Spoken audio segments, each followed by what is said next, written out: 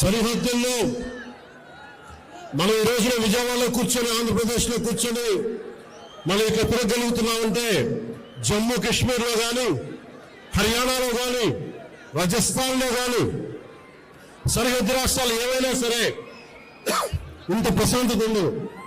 మనం చేయగలిగేది సైనికులకి మేము అండగా ఉన్నాం, మేము ధైర్యం చెప్పడం, అలాగే స్థానికంగా మనకి భారతదేశం లోపల ఎవరైనా సరే సూడో సెక్యులరిస్టులు ఎవరైనా సరే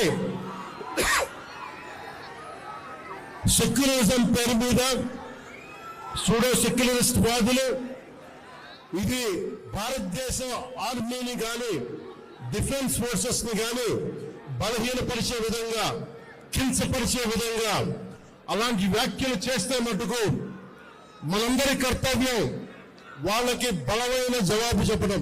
వాళ్ళు ఏ స్థాయి వ్యక్తులైనా కావచ్చు. ఇది మనందరం చాలా బలంగా నిర్ణయం తీసుకోవాలి, నిలబడాలి మన వాళ్ళ కోసం. అలాగే మురళీ నాయక్ 23 ఏళ్ల కుర్రవాడు. మురళీ నాయక్ దేశం కోసం సినిమాలు చూడలా, సినిమాలు చండిని చెప్పలా, భారత్ మాతాకి జై చెప్పాడు. ఎప్పుడైతే భారత్ మాతను ప్రేమిస్తారో వాళ్ళు నిజమైన దేశ పౌరులు. సినిమాలు రావచ్చు, సినిమాలు పోవచ్చు. మొన్న టీవీ ఇంటర్వ్యూలో కూడా చెప్పా, సెలబ్రిటీస్ ఎవరు మాట్లాడలేదు, హీరోలు ఎవరు మాట్లాడలేదు, బాలీవుడ్ హీరోస్ ఎవరు మాట్లాడలేదు అంటే వాళ్ళెవరు కూడా దేశాన్ని నడిపే వ్యక్తులు కాదు. They are mere entertainers, they are good performers. అంతకు మించి సెలబ్రిటీస్ గురించి దేశభక్తిని ఆశించకండి. దేశభక్తి ఇక్కడ ఉంది. ఒక మురళీ నాయక్ లాంటి వాడు 23 ఏళ్ల కుర్రవాడు పోతే సైనికుడిగా పోవాలి, దేశాన్ని కాపాడుతూ పోవాలి.